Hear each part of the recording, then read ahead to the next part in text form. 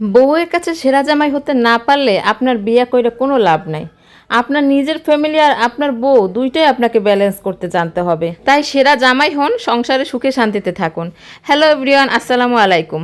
তো আমার জামাই সেরা জামাই হওয়ার জন্য একদম উঠে পড়ে লেগেছে। বৃক্ষ মেলা থেকে কিছু গাছ আনছিলাম শখ করে, গাছগুলো বেলকনিতে লাগাবো বলে, কিন্তু আমি তো মাটি ধরতেই ভয় পাই, গাছ কি করে লাগাবো। তাই তো জামাই আমাকে ইমপ্রেস করার জন্য গাছগুলো খুব সুন্দর করে লাগিয়ে দিল। এত কিছুর পর জামাইকে সেরা জামাই না বলে কি পারা যায় বলুন তো।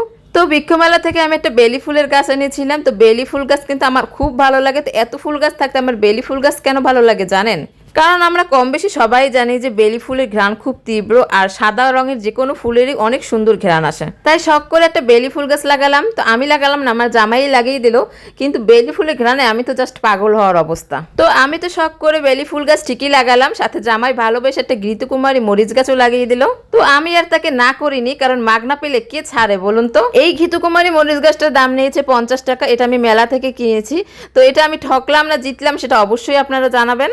আমার আবার ফলের গাছটা এইসবের প্রতি খুব একটা ঝোঁক না, আমার বেশি পছন্দ ইনডোর প্লান্ট আর ফুলের গাছ। তো মেলা থেকে আমি একটা স্পাইডার প্লান্টও নিয়ে আসছিলাম, এটা আমি আমার রান্নাঘরে রাখবো। দেখুন স্পাইডার প্লান্টের অবস্থা, ওরা একেবারে কাদামাটি দিয়ে ভরে রাখছে গাছটাকে।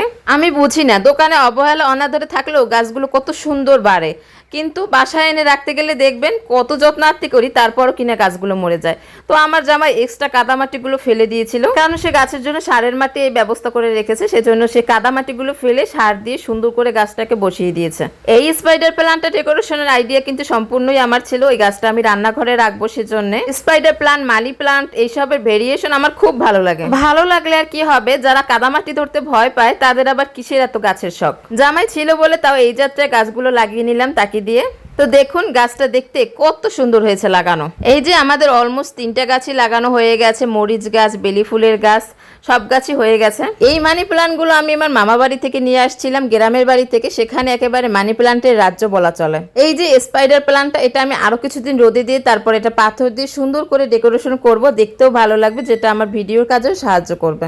গাছের কথা তো বললাম, এরপরে আসি বরিশালের গাছপ্রেমীদের কথা। এরা খুবই কোঅপারেটিভ। আপনি অনলাইনে একটা পোস্ট দেন না, তারপরে দেখবেন ফ্রিতে ফ্রিতে অনেক গাছ আপনাকে এমনিও দিয়ে যাবে অনেকে। তো আমি কিছু মাটি আনার জন্য এক ভাইয়ের কাছে আমার হাজবেন্ডকে পাঠিয়েছিলাম, সে আমাকে আবার এই পতুলিকাগুলো গিফট করেছে। এগুলো তো অনেক সুন্দর ফুল ধরেছে। এই যে দেখুন মানি প্লান্টের এই ভেরিয়েন্টটা, এটা দেখতে কিন্তু খুব সুন্দর। তো এটা আমি অন্য এক সময় নার্সারি থেকে কিনে এনেছিলাম।